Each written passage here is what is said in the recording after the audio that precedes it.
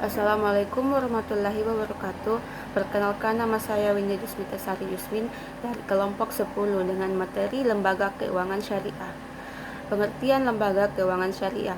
Lembaga keuangan syariah adalah perusahaan yang berdasarkan operasional keuangannya pada prinsip-prinsip syariah, atau dengan kata lain berdasarkan ayat-ayat Al-Quran dan Sunnah yang mengatur tentang akhlak muamalah dan urusan bisnis, baik bank maupun non-bank. Teori Lembaga Keuangan Syariah. Lembaga keuangan syariah menjalankan seluruh bisnisnya sesuai dengan standar syariah.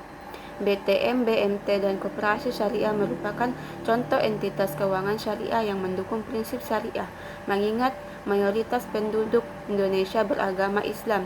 Tidak mengherankan jika negara ini memiliki banyak lembaga keuangan syariah yang menganut ajaran Islam.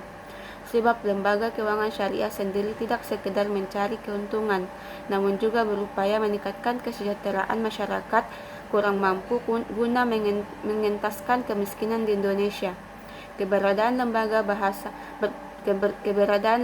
berbasis syariah diyakini akan mengurangi penggunaan riba, mendukung perekonomian masyarakat, dan mendorong aktifnya investasi.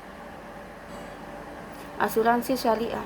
Asuransi diartikan sebagai pertanggungan.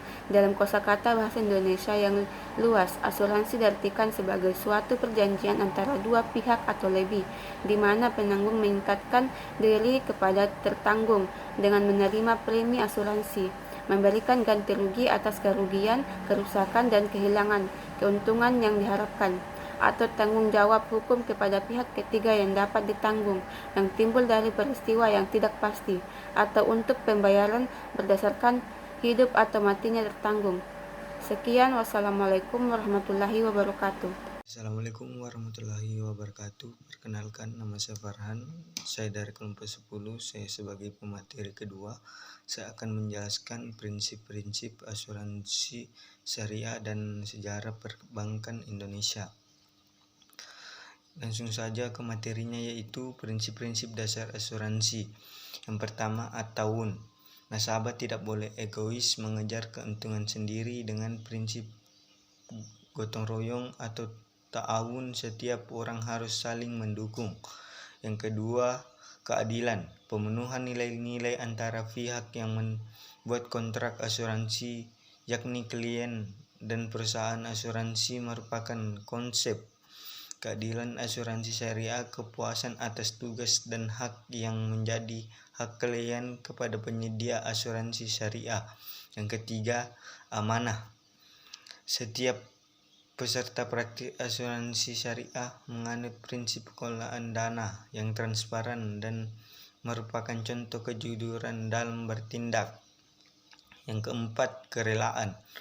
Segala kegiatan ekonomi harus dilakukan secara sukarela, bebas dari unsur keterpaksaan di antara para pelaku sesuai dengan konsep persetujuan. Yang kelima, kesatuan. Setiap jenis arsitektur menurut hukum Islam berdasarkan pada gagasan dasar tauhid. Yang keenam, larangan riba. Kelebihan salah satu dari dua barang sejenis yang ditukarkan dengan barang lainnya tanpa pembayaran disebut riba. Asuransi konvensional selalu mendukung riba karena seluruh uangnya diinvestasikan dengan bunga.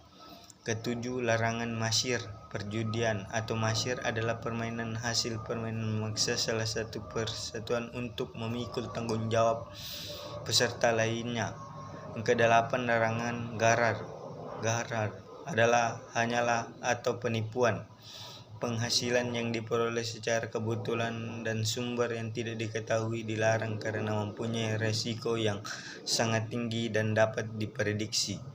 Yang selanjutnya, materi sejarah perbankan Indonesia. Sebelum dikeluarkannya kerangka hukum resmi sebagai landasan operasional perbankan di Indonesia, kemunculan lembaga keuangan syariah telah dirintis sebelum tahun 1992. Sejumlah perusahaan pembiayaan non-bank didirikan dan sejak itu mereka menerapkan gagasan bagi hasil dalam operasional sehari-hari. Hal ini menunjukkan adanya permintaan masyarakat terhadap lembaga keuangan yang mampu menawarkan layanan keuangan syariah. Kegigihan Bank Syariah pada saat krisis perbankan nasional yang pada tahun 1998 juga turut membantu tumbuhnya bank umum syariah dan bank konvensional yang mendirikan cabang bank syariah. Sekian dari saya ucapkan wassalamualaikum warahmatullahi wabarakatuh.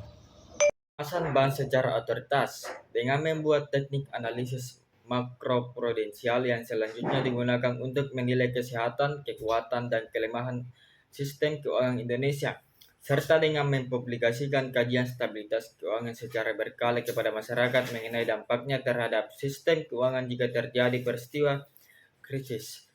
Pengaturan perbankan bertugas mengatur dan mengawasi makroprudensial. Oleh karena pengawasan mikroprudensial dan makroprudensial serta pengaturan tugas perbankan saling berkaitan, maka otoritas jasa keuangan tidak dapat sepenuhnya melaksanakan tugas perbankannya sendiri. Ada beberapa larangan mendasar keuangan Islam. Yang pertama, larangan bunga. Yang kedua, larangan ketidakpastian. Ketiga, larangan spekulatif. Keempat, berbagi risiko dan keuntungan.